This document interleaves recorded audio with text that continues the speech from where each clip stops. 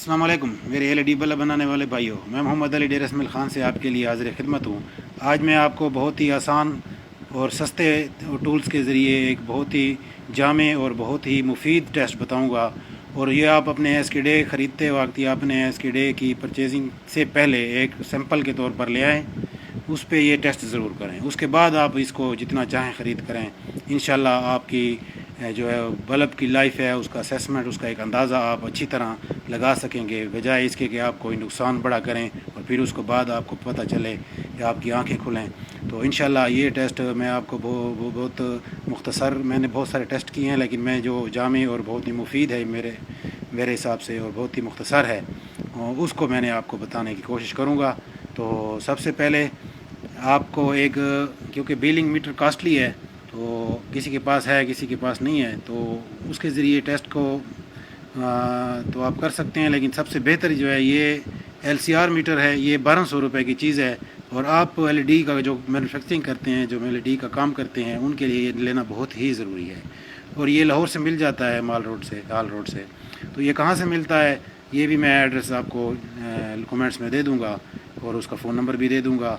और ये ऑनलाइन भी मिलता है। बहरहाल आप जो मेरे एड्रेस से ले लें, जो मैं बताऊंगा, 1200 रुपये की चीज़ है। जहाँ से भी लेंगे ये 1200 रुपये की चीज़ है। ये बहुत ही इफ़ेक्टिव है। इससे में महंगे भी हैं, लेकिन ये 1200 वाला भी आपका बेहतरीन काम करेगा इंशाल्लाह। तो सबसे पहले ये है कि परचेजिंग से पहले आप सैंपल लिया करें। सैंपल को आप जब आएगा आपके पास, फॉर एग्ज़ाम्पल चिप ड्राइवर है या डीओबी है, तो मेरे दो टेस्ट होंगे जो मेरे इस वीडियो के उन्वान पे मैं लिखूँगा कि 12 यानी कि 12 आवर्स का टेस्ट और 12 दिनों का टेस्ट, ये दो टेस्ट होंगे। तो सबसे पहले हमने छोटा टेस्ट करना है, क्योंकि इस टेस्ट पे जो एसकेडे पास होगा आपको उसको अगले टेस्ट पे ले जाएंगे। तो सबसे पहले 12 घंटों वाला टेस्ट करना है। वो किस तरह करेंगे कि वो इस तरह करेंगे कि इसका मेन कैपेसिटर जो है, ये जो मेन कैपेसिटर है, इसकी आपने इसको डिस्कनेक्ट कर देना है, मुनक़ता कर देना है सर्किट से। ठीक है जी। इसको काट कर आपने बाहर अलग रख देना है। फिर आपने अपना चिप ड्राइवर असेंबल करना है, चाहे डीओबी भी है, डीओबी पे भी आप इस तरह करेंगे कि आपने इसको डिस्कनेक्ट कर देना है, अलग कर देना है। ठीक है जी। फिर आपको ने इसको बॉडी में असेंबल करना है, और इसको आम होल्डर पर, आम वोल्टेज पर आपने घर के किसी होल्डर में आपने इसको 12 घंटे के लिए ऑन कर देना है। ठीक है जी। तो ये 12 घंटे के बाद आपको फिर आपने इसको उतारना है। यानी आप जब उतारेंगे आपको पता चल जाएगा कि ये ऑन है, ऑफ़ तो नहीं हो गया, ख़राब तो नहीं हो गया, यानी कि ये ऑन होना चाहिए। 12 घंटों के बाद भी ये वर्किंग पोजीशन पे हो। फिर आपने जो कैपेसिटर उतारा था उसको आपने एलसीआर मीटर पे लगा देना है। ठीक है जी। ये टेस्ट जिस एसकेडे ने पास कर लिया, फिर उसी का आपने कैपेसिटर को एलसीआर मीटर पे लगाना है।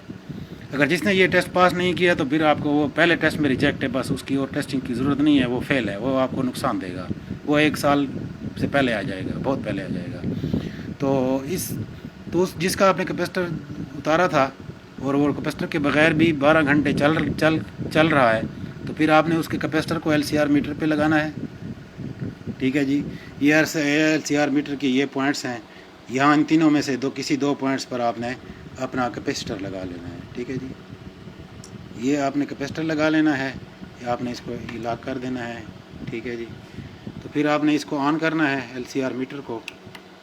तो आप देखेंगे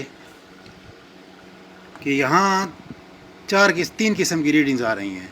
एक ये नैनो फेरेड्स आ रहा है NF, ये आ रहा है 6856, यानी कि पहले 6 के बाद आप पॉइंट तस्वर करेंगे 6.8 UF, यानी आपका कैपेसिटर ये 6.8 UF का है। ठीक है। तो ऊपर लिखा हुआ भी यही है। माइनस प्लस 5-6% की जो है ना, माइनस प्लस हो जाता है एक्यूरेसी में, वो इशू नहीं है। लेकिन सबसे जो अहम है, ये तो आपने टेस्ट कर लिया कि मेरा ये कैपेसिटर इतने UF का है और ऊपर रीडिंग भी इतने UF की है, तो सेम है, तो फिर ठीक है, स्टैंडर्ड का है। लेकिन इससे भी ज़्यादा बेहतर तरीके से आपने स्टैंडर्ड को मालूम करना है कि यहाँ ये V लॉस लिखा हुआ है। ये V लॉस 0.6 अच्छे कैपेसिटरों का होता है, 0.7 नॉर्मल कैपेसिटर के होते हैं, और 0.8 उससे भी गए गुजरे कैपेसिटर का होता है। लेकिन कोशिश करें कि 0.6 या 7 वाला फ्रेश कैपेसिटर जब आप चेक करें तो उसकी ये रीडिंग भी बराबर हो और V लॉस भी बराबर हो। तो ये रीडिंग आपने نوٹ کر لینی ہے، کسی کاغذ پہ آپ نے لکھ لینی ہے۔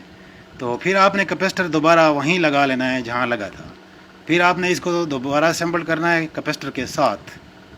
کیپیسٹر کے ساتھ آپ لگا کر آپ نے اس کو اسمبل کر کے آپ نے پھر وہی ہولڈر پہ لگا دینا ہے۔ تقریباً یہ اگر لوڈ شیڈنگ ایریا نہیں ہے تو یہ 12 دن لگا رہے، اگر لوڈ شیڈنگ ایریا ہے تو 15 سے 20 دن یہ لگا رہے۔ پھر آپ نے اس کو اتارنا ہے، پھر آپ نے کیپیسٹر کو ریڈنگ آپ کے پاس نوٹڈ ہے، ریڈنگ لکھی ہوئی ہے، یہ این ایف بھی لکھی ہوئی ہے اور وی لاس بھی لکھا ہوا ہے۔ پھر 12-15 دن کے بعد جب آپ اتاریں گے تو پھر آپ نے کیپیسٹر کو پھر ایل سی آر میٹر کے اوپر لگانا ہے، پھر آپ نے ریڈنگ لینی ہے اور کاغذ کے اوپر لکھنی ہے۔ سابقہ ریڈنگ جو آپ نے پہلے لی تھی 15-20 دن بعد، اور جو اب 15-20 دن کے بعد جو ریڈنگ ہے اس کو آپ نے ٹیلی کرنا ہے۔ سب سے بہترین جو سیٹ ہوگا وہ جو وی لاس ہے، جو پہلے فریش ایس کے ڈے کا تھا، وہ جب 15 دن کے بعد 300 گھنٹے چل کے آیا ہے، اس کا وی لاس وہی ہوگا، سیم ہوگا، ٹھیک ہے جی۔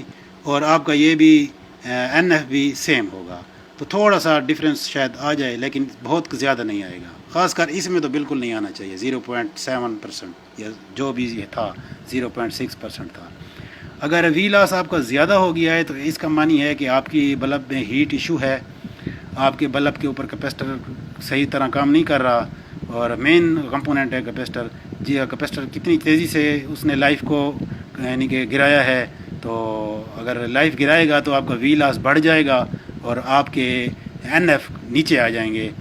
تو یہ چیزیں آپ نے نوٹ کرنی ہے، اپنی پریویس ریڈنگ اور پریزنٹ ریڈنگ، یہ آپ کا دوسرا مین بڑا ٹیسٹ ہوگا۔ تو یہ جو 2 ٹیسٹ پاس کر لے اس کے ڈے، اس کو آپ بالکل بے شک خرید سکتے ہیں، انشاءاللہ وہ آپ کو پورا سال آپ کے کاٹے گا اور آپ کو لاس نہیں دے گا۔ یہ